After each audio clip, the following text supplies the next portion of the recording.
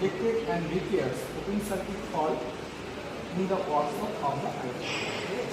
এটা একটা ওয়ার্কশপ, সেই ওয়ার্কশপের মধ্যে কোন কোন জায়গায় সার্কিট ওপেন আছে, the circuit can be divided into three parts: open circuit, short circuit and closed circuit. এবার এই সার্কিটের মধ্যে কি আছে, কোন কোন জায়গায় ওপেন আছে সেগুলো তোমাকে আইডেন্টিফাই করে লিখতে হবে। এটা কি লিখতে হবে? এটা কি দেখতে পাচ্ছ? ওদের কি আছে? Lamp load, resistivity and load back. এই যে সার্কিট, সেই সার্কিটের মধ্যে কি কি আছে? এখানে কি আছে? এটা কি এমই, এটা কি পরিমাপ করে? কারেন্ট পরিমাপ করে।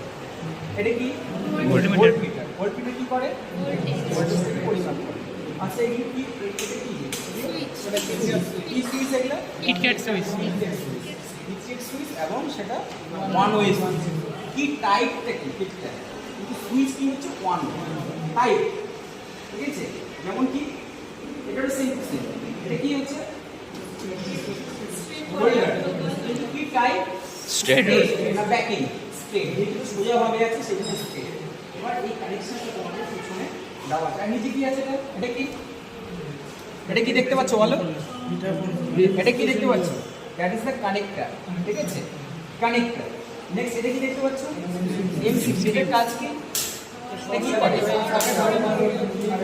কোনো কারণে যদি কোনো জায়গায় ফল্ট হয়ে যায় সার্কিটের মধ্যে, সেটা ব্রেক ডাউন, ঠিক আছে? ব্যাস। এবার পিছনে ঘোরাও, এটা কি মানে বলতে পিছনে ঘোরাও, ঘোরাও।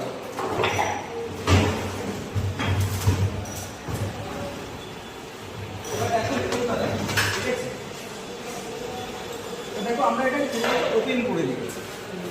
এবার ওপেন করে দেওয়ার পর তোমাদেরকে এই সার্কিটটা ওপেন আছে, এটাকে তোমাকে ডিটেক্ট করে নিয়ে সেটাকে ক্লোজ সার্কিট করে দেবে।